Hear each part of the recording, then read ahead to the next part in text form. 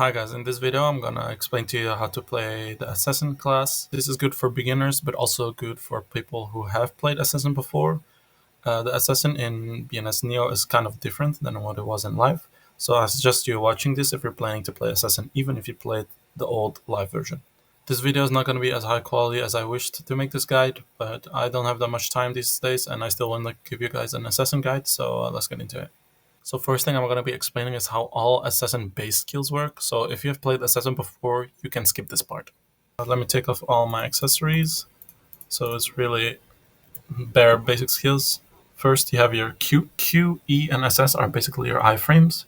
So Q is an iframe that goes behind the character, and E is basically a dash that goes forward. For Q, you do need a target to use it, so you can only use this up close.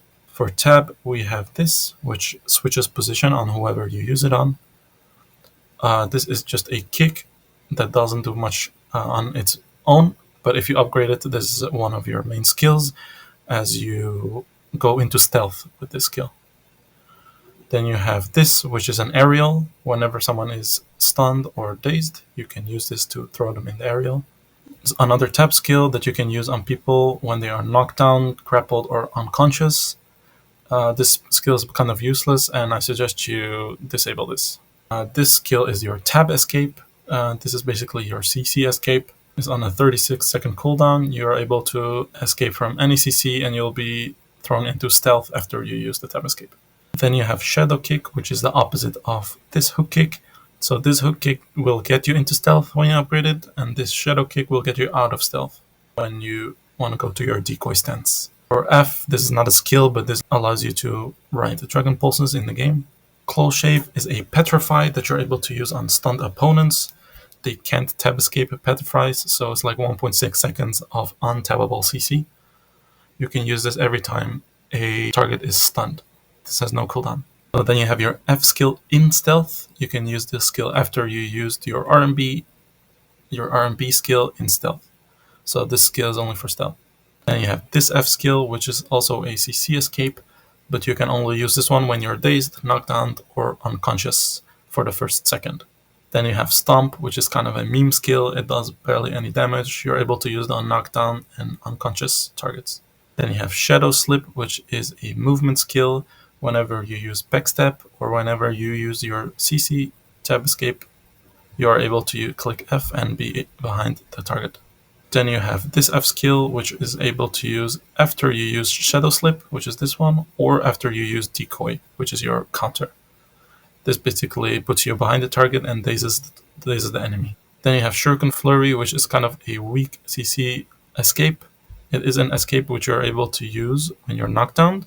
If you get hit in the first second of this skill, you will be knocked down again. If you don't get hit, you will be iframed after the first second. This one ability is an ability that you're able to use when you're grabbed. For example, Blade Dancer, Destroyer, or Force Master.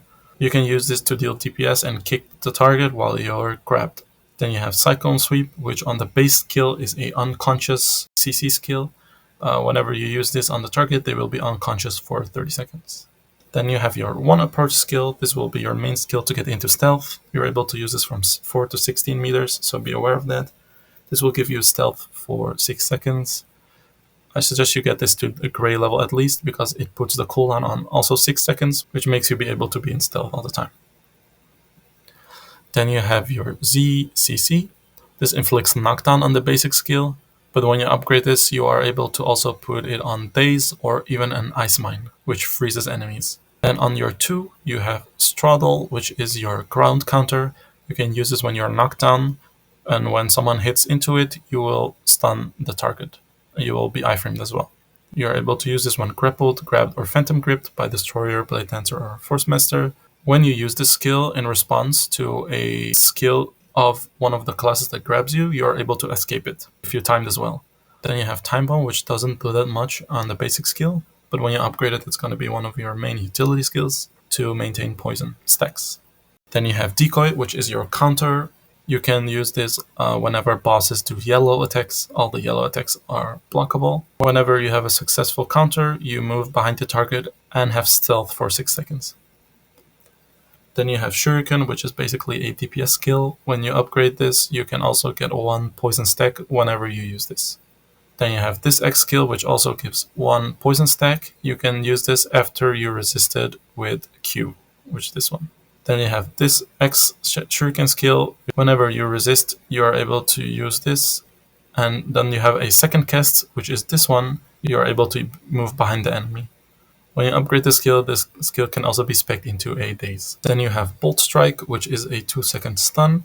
It will move you behind the target. This is kind of a gap closer.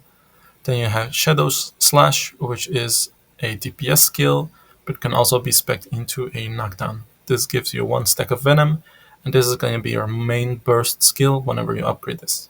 Then you have Lotus Fury, which is an approach skill.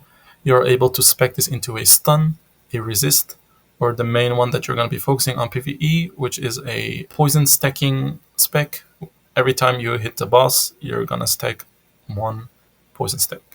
So then you have this skill, which you can use during High Wire. High Wire is a skill that you can use on stunned or dazed target when you're further away than 8 meters. They are not able to move or do anything during these 3 seconds that they are high wired. You're able to use 3 skills during your high wire, which is a 3-second knockdown, a damage skill, and a pull into a daze. On 4, you have a 2-second stun and a poison breath, which is also one of your main skills to maintain poison stacks. Then you have your Lotus of Escape on V. If you upgrade this, this is your second CC escape, like your tap skill. You are able to escape stuns, dazes, all that kind of stuff. This skill is your second aerial skill. This is your aerial extend. So when you first use tab, then use LMP to extend the aerial, you are able to use this skill to then knock him down after. So yeah, this is your first aerial skill, your second aerial skill, and your third. Then you have Spinal Tap, which is a 2-second stun and gives you 1 stack of Venom. This also gets you out of stealth. Then you have Mist Slash, which is basically your auto attack. High Wire, I explained just now. These are just movement skills, just walking and sprinting and wall dashing, all that kind of stuff. Then you have this skill, which you can use while you're running. This is going to put you behind the target. You can only use this when you're out of combat. It's going to give you stealth for 6 seconds. Then you have Venom Pierce. You're able to use this when you successfully counter with your 2 skill. This also gives 1 stack of Venom. Then you have Lightning Stride, which is basically a movement skill. This also does some damage or is able to shock the enemy that you use it on when you upgrade it. Hard Stab is going to be your main DPS skill before you upgrade to the Lightning DPS skill. Guard Break is what it says. It's a guard break. Whenever you see someone blocking, you are able to use this and they will be stunned for 2 seconds. And this is just Glide. So I made this list when I was playing in Korea on the level 36 patch. You can pretty much copy this, but since there's a different system now where you're able to use, for example, a bracelet skill on any other accessory, you can mix and match. But this is kind of what you want to go for. I'll put all the skills here on screen. I sorted it by numbers on how important they are. You can see the rarity of the skill book around the square skill icon. All of these are green and gray rarity, so they should be fairly easy to get. Feel free to pause the video to take a screenshot. These are the minimum skill books you want to have a decent build for early game. So this is what most of your gameplay will be looking like before level 45 and before you get some better skills. I took off all my skills except for the glove ones. I still have my approach and my poison breath. That's all. Yeah, so this is pretty much how it's going to look like. I'll be doing this. You're pretty much going to run out of focus really quick. You just want to click tab, go out of stealth, keep clicking RMB, use your other skills that are off cooldown, and whenever you can go stealth, you'll do the same thing again. Use it 3 times, you just go out. So your main combo is RMB, F, RMB, F, RMB, F. That's 0 and a cancel. So in early game, try to do something like this.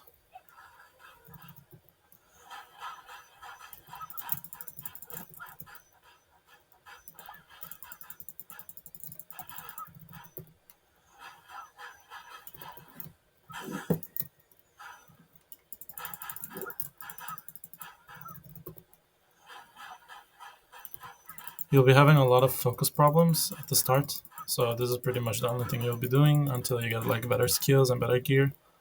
But yeah, that's pretty much it. So now for the interesting stuff, for the Lightning Assassin, these are the skills you want to go for. Ultimately, a lot of old BNS players might be confused because the Lightning Assassin in Neo is not the same as it was in BNS Live. I will now show you how to do a proper rotation when you get close to endgame gear. So when you're near endgame and you kind of have all your skills, the main things you want to keep in mind is keeping up the poison stacks and keeping up your DPS. That's pretty much it.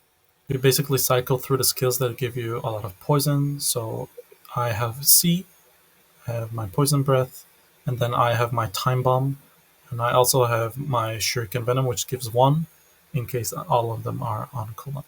So yeah, now I'll show you the rotation.